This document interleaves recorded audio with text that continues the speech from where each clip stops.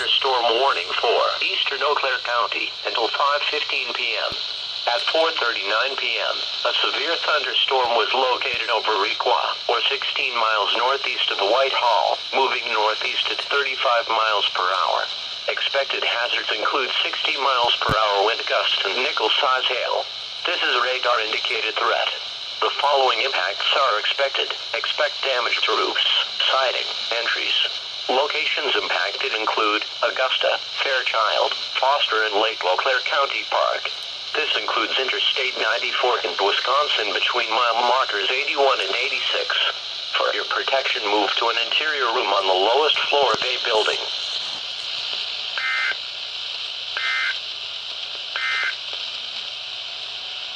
This is Weather Radio.